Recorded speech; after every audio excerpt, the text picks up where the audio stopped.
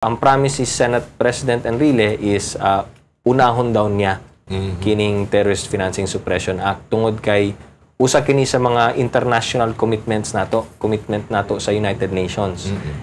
Ug labi na sa United Nations Security Council na isip atong obligasyon sa international community sa pagsupak o paglaban nato sa terorismo, international terrorism, usa kini sa atong mga commitments na ipasar kining Terrorist Financing Suppression Act.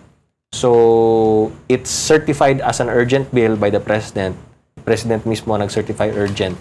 So, si Senate President Enrile has also promised na paspasan nila sa Senado. So, kami sa House, hulaton na lang naman ang version sa Senado.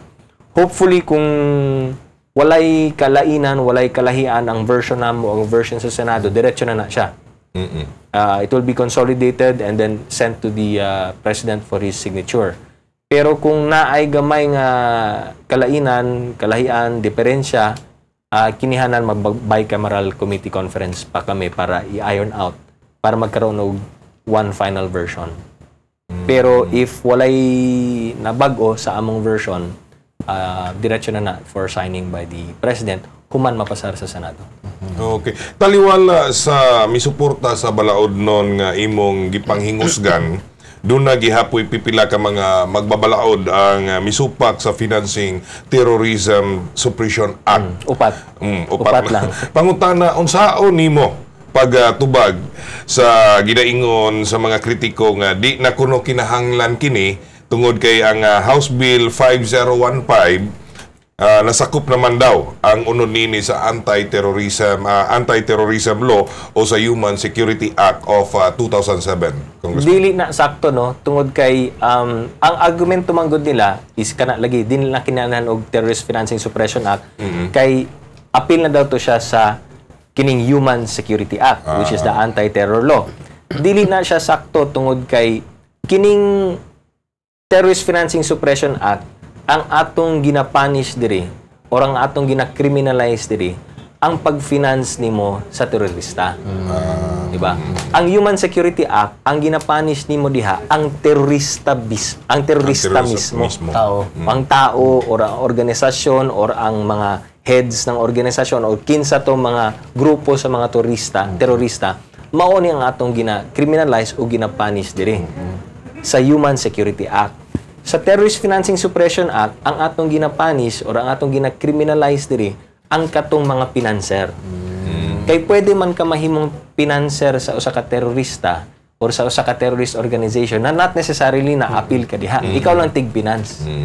Or ikaw lang tighatag og financial support. Pero in terms of kining paghimo sa mga terrorist act, gibili na to nimo sa ilaha. Ikaw supporter lang ka, financial supporter lang ka.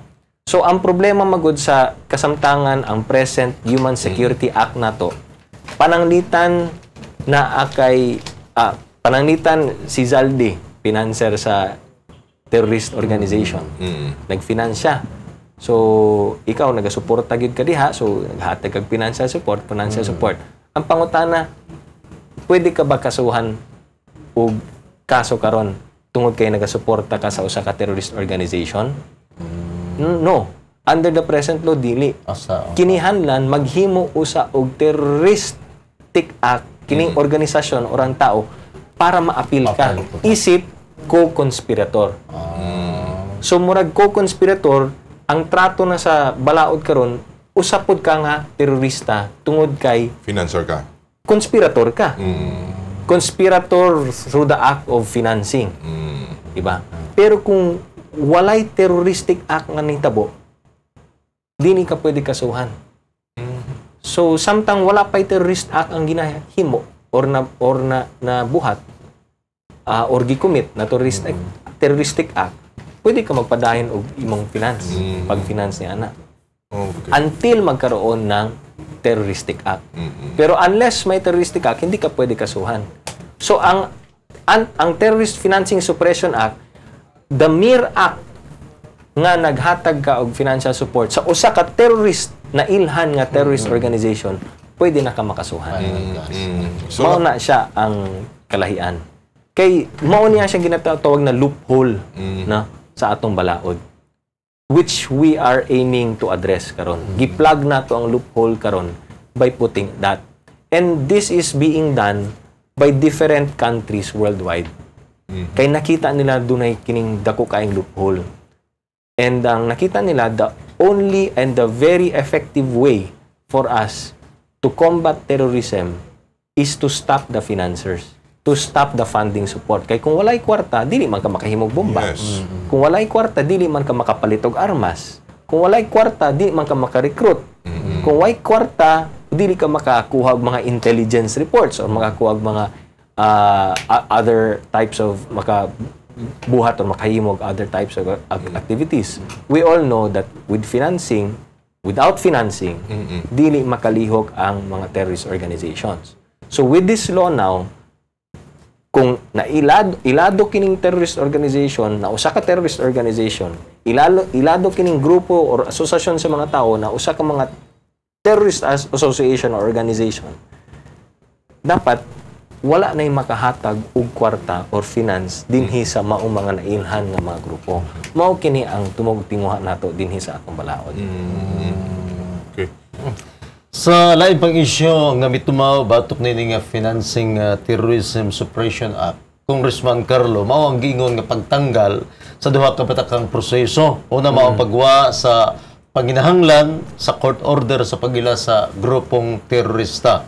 Ikaduha, mao ang paghatag o pagtugot, pagtuki sa bank account sa mga gikatahapang terorista bisan walay court order. Unsay imong ikasulti sa maong panaghap pa, Congressman? Well, dito sa ginaingon na unsa tong primero ang Una, gingon nini nga wala sa paginahanglan sa court order sa pagila sa grupong terorista. kining pag-ila sa grupo sa mga terorista, wala na sa among balaod sa 5015. Nakabutang ka na dito sa kanang ginatawag na Human Security Act.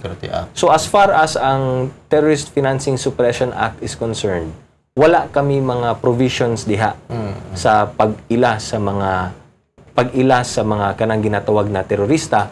Gawas sa usa ka provision sa among HB 5015 sa Terrorist Financing Suppression Act, gawas sa usa ka provision na kanang ginatawag na designated organizations. Unsa maning designated organizations? Ang United Nations Security Council, naa sila'y komitiba na who identifies kining ginatawag na international terrorist organizations or groups. Diba?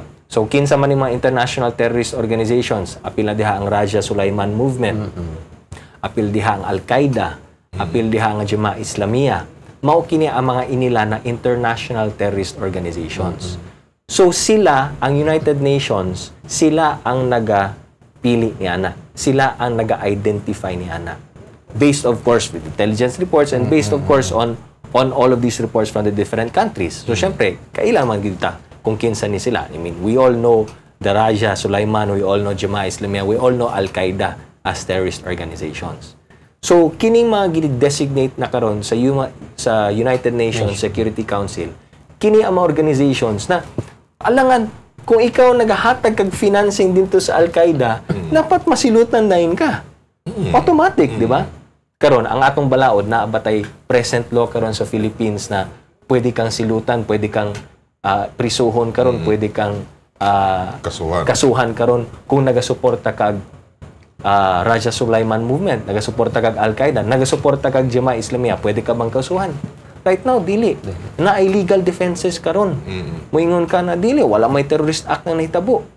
Nabay terrorist act na nahitabo. Nganong mahimo man kong co-conspirator? Under the Human Security Act, mao na siya ang mga loopholes diha. But with the Terrorist Financing Suppression Act, the mere fact na naghatag kag kwarta or suporta, financial support sa Jemaah Islamiyah na naka-station diri sa Mindanao, Pananglitan, pwede dahil kang makasuhan kung mahimo na ni siyang balaod. Now, kanang uban mga ginatawag na pag-ila sa mga terrorist organizations, aside from those identified sa United Nations, nakabutang na sa Human Security Act. And in the Human Security Act, nakabutang dito ang very strict guidelines kung unsa ang proseso, ang due process and hearing na gikinihanglan. I think under the Human Security Act, para ma-ila ka or ma-identify ka sa terrorist organizations, kinihanglan pailan pa na dito sa RTC. And sa Regional Trial Court, may hearing pa yan, no? May trial pa yan before ka ma-identify as a terrorist organization. So that's under the Human Security Act. Katong ikaduhang pangutana nimo regarding sa bank accounts. Now, that's nothing new. Karon naatay ginatawag na Anti-Money Laundering Council, no? Under the Anti-Money Laundering Act. Now, in our law sa anti-money laundering, kung naay mga suspicious transactions, the Anti-Money Laundering Council can immediately investigate ka ng imong bank account. So even without kining ginatawag na Terrorist Financing Suppression Act, doon na nakitay balaod na amla anti-money laundering law, wherein ang Anti-Money Laundering Council can already investigate kining ginatawag na suspicious bank transactions na mga illegal sources ginagamit ang bangko para mag-launder og kwarta. So that's nothing new. Ang gihimo lang nato karon sa atong balaod is aside from giving the AMLC, Anti-Money Laundering Council, the power to investigate suspicious transaction sa mga bangko,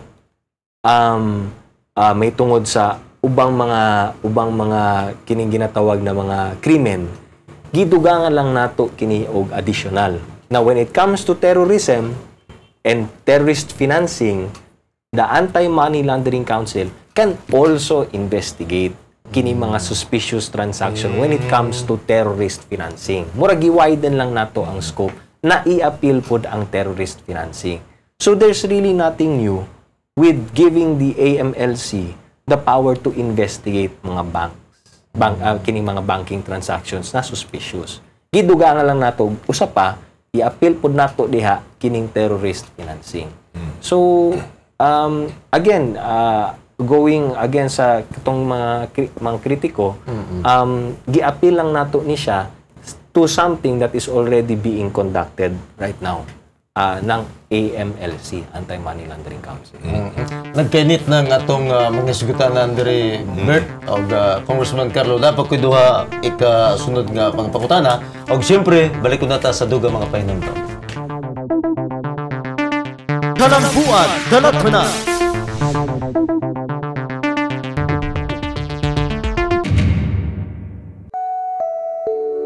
Maayong adlaw, niya nasab ang inyong programa ang Tataki. Alternatibong pamaagi aron makapanginabuhian ang gitudlo ngadto sa mga taga-barangay 27. Gitara nga kasagarang ginapalit lamang, ang karon gikatunan og himo sulod sa usa ka semana sa tabang sa Teste 11 ug sa atong inisyatibo.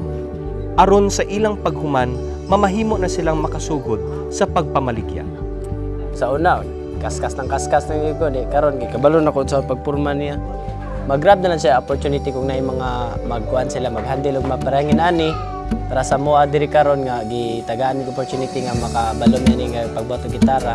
Dili lang man ang lalaki makabalo jud ana, mas maayo man jud na babae kay para kabalo jud siya na dili lang para equal gitanan para babae kabalo pud ana sa mga trabaho.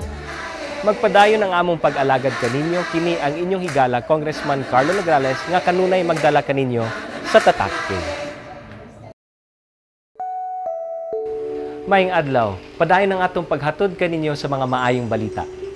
Ning higayuna, laing tatak sa kalambuan kining paglampos ning mga kababaihan sa Barangay 32 sa pagpangita og pamaagi aron makaabag sa ilang tagsa-tagsang pamilya. Giatubang ni mga porsigidong mga kababaihan ang hagit nga makatunan ang mga kahibalo sa beauty care skills training. Ang ilang bag-ong kaalam, magamit nila aron makasugod sa ilang gagmayng negosyo. Dako kay nigtabang sa mga labi na sa akong pamilya, labi na sa akong bana makadugang kog income kaniya di nami maglisod kaayo. Gusto ko nga mag-abroad para makasulay pud ko unsa ba. Pasalamat ko kay Sir Carlo Nograles nga iyang gitabangan ang mga babae diri sa 32D nga naka-apil aning manicure namo. Magpadayon ang among pag-alagad kaninyo, kini ang inyong higala, Congressman Carlo Nograles para sa Tataki. Kalambuan, dalatana. Balik na diri sa atong tulumanon, Kalambuan, dalatana. Og siyempre, kauban gyapon si Gilbert Bitoy Villasos, Aduna gyapon tay mga pangutana ngadto kang Congressman Carlo Nograles. Congressman, sa kinatibukan ang mga kritiko sa Financing Terrorism Suppression Act mingon nga usa kini ka pagsupak sa tawhanong katungod sa umabot do nakabay mga tubag sa ilang mga suspitsya, Congressman? Wala may human rights violations kini kay una sa tanan kung mapailan ka ban ani kinihanlan pa man moagi sa prosecutor. Sa prosecutor kinihanlan mangita pag probable cause ang prosecutor. And then from the prosecutor kung nay probable cause isa ka dito sa korte. Hindi diha sa korte may hearing ka na siya. So it's just like any regular criminal case. No? Na moagi lang gihapon na siya sa due process and hearing. So it's the same, no? Wala may nabago, wala man ta nag-ingon na pag makasuhan kag Terrorist Financing Suppression Act kung mailhan ka na financer ka sa terorista or sa terrorist organization, diretso preso na ka. Wala may inana, wala may nakabutang na inana. It's just like any criminal case na pailan nimo sa prosecutor, gikan sa prosecutor mo ato nagkorte from the courts. Kung sa may decision sa RTC, pwede pinimo mo i-appeal sa Court of Appeals, from the Court of Appeals, pwede lang yapon nimo na siya i-appeal sa Supreme Court. So, regular process lang yapon. Okay. So, nadungog na nato ang puntos mga kritiko sa House Bill 5015, Congressman Carlos. Sa laing bahin ini, pwede ba nimo mapaklaro sa pinakasimpleng termino kung unsa pud ang mga bintaha, no?